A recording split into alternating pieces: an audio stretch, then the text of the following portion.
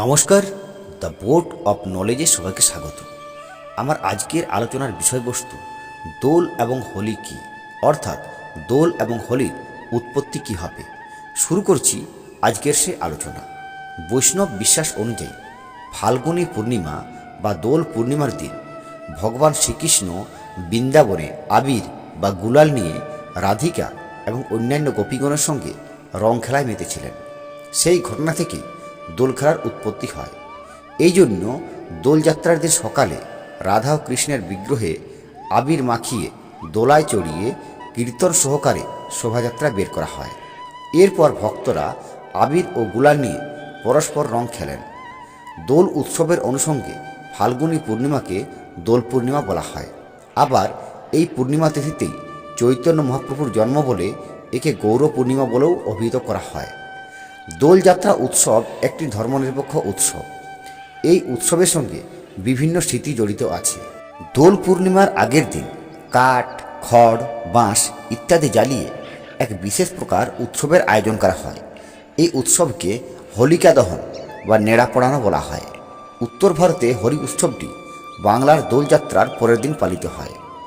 বাঙালি হিন্দুদের পৌরাণিক উপাখ্যান ও বিভিন্ন লোককথাগুলোতে এই উৎসবকে বসন্ত উৎসব হিসাবেও উল্লেখ করা হয়েছে।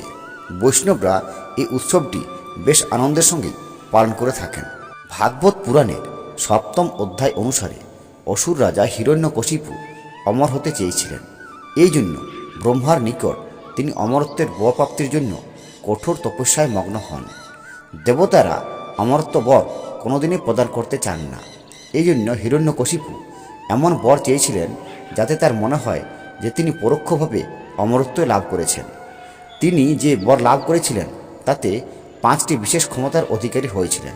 সেগুলো হচ্ছে, তাকে মানুষ হত্যা করতে পারবে না, এমনকি কোনো প্রাণীও হত্যা করতে পারবে না। তাকে ঘরে হত্যা করা যাবে না, আবার বাইরেও হত্যা করা যাবে না। তাকে দিনও হত্যা করা যাবে না, আবার রাত্রিবেলাও হত্যা করা যাবে না। তাকে অস্ত্রের দ্বারা হত্যা করা যাবে না, আবার শস্ত্রের দ্বারা হত্যা করা যাবে না। এই প্রসঙ্গে একটু কথা বলে নিই। যা ছুঁড়ে মারা হয় তাকে বলা হয় অস্ত্র, এবং যা হাতে থাকে সেটি হচ্ছে শস্ত্র। তাকে জলে হত্যা করা যাবে না, বায়ুতে হত্যা করা যাবে না। এই বর লাভ করে হিরণ্যকশিপু খুব অহংকারী এবং উদ্ধত হয়ে ওঠেন। তিনি সিদ্ধান্ত নেন যে কেবল তাকে দেবতা হিসেবে পুজো করতে হবে। তার আদেশ কেউ পালন না করলে তিনি তাকে শাস্তি দেবেন বা হত্যা করবেন। অন্যদিকে হিরণ্যকশিপুর পুত্র প্রহ্লাদের স্বভাব ছিল পিতার চেয়ে সম্পূর্ণ ভিন্ন। তিনি দিন রাত ভগবান বিষ্ণুর ভক্তিতে মগ্ন থাকতেন। প্রহ্লাদের স্বভাব দেখে হিরণ্যকশিপু খুবই রাগ করতেন। তিনি প্রহ্লাদকে অনেকবার ভগবান বিষ্ণুর উপাসনা করতে নিষেধ করেছিলেন এবং তাকে নিজের পুজো করতে বলেছিলেন, কিন্তু প্রহ্লাদ তার বাবার কথা শোনেননি। সেই জন্য হিরণ্যকশিপু প্রহ্লাদকে হত্যা করার সিদ্ধান্ত নিলেন।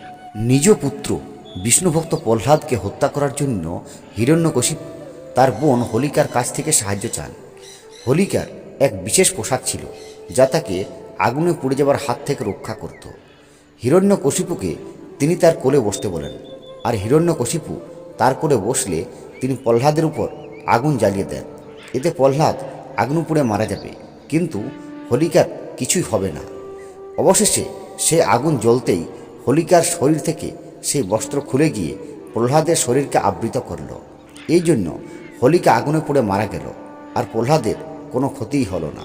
এইভাবে বারবার হিরণ্যকশিপু যখন বিষ্ণুভক্ত প্রহ্লাদকে হত্যা করার সিদ্ধান্ত নিতে থাকলেন, তখন ভগবান বিষ্ণু রেগে গিয়ে নৃসিংহ অবতার ধারণ করলেন। নৃসিংহ অবতার অর্থাৎ অর্ধমানব এবং অর্ধ সিংহরূপ। এই জন্য গোধূলি লগ্নে ঠিক দিন ও রাতের মাঝামাঝি সময়ে তিনি আবির্ভূত হয়েছিলেন। হিরণ্যকশিপুকে ঘরের চৌকাঠে তিনি নিয়ে গিয়েছিলেন। চৌকাঠ হচ্ছে ঘরের না বাহির না ভিতর। তাকে নিজের কোলে অর্থাৎ না বাহুতে না স্থলে তিনি স্থাপন করেন।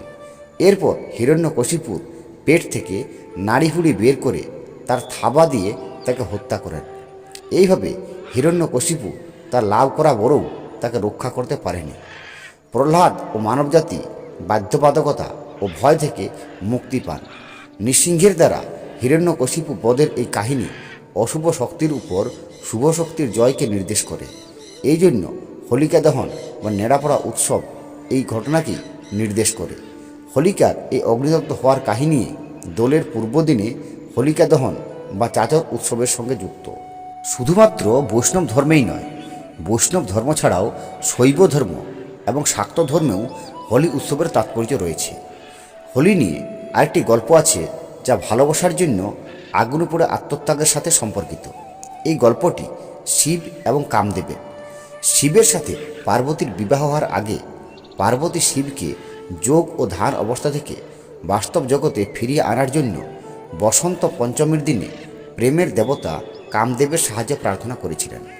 কামদেব এবং তার স্ত্রী রতি পার্বতীকে সাহায্য করার চেষ্টা করেছিলেন যাতে পার্বতী শিবকে তার স্বামীরূপে অর্জন করতে সক্ষম হন। শিব যোগাসনে গভীর ধ্যানে মগ্ন ছিলেন। কামদেব এবং তার স্ত্রী রতি শিবের ধার ভঙ্গ করে পার্বতীর সাথে বিবাহ বন্ধনে আবদ্ধ করার জন্য তার দিকে তীর ছুঁড়ে মারেন, কিন্তু ধ্যানে বিঘ্ন ঘটার কারণে শিব তার তৃতীয় চক্ষু খোলেন এবং সেই চক্ষুর তেজেই কামদেব দগ্ধ হয়ে ছাইয়ে পরিণত হন।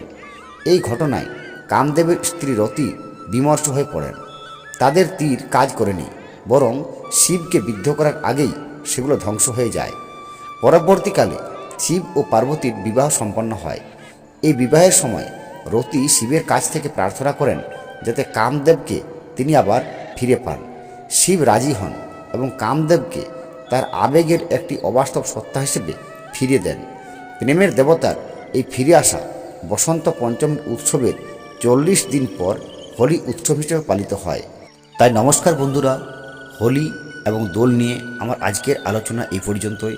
যদি আমার ভিডিওটি ভালো লাগে অবশ্যই চ্যানেলটি সাবস্ক্রাইব করবেন, লাইক ও কমেন্ট দেবেন এবং এই ধরনের ভিডিওর নোটিফিকেশন পেতে নিচের বেল আইকনটি ক্লিক করবেন। নমস্কার।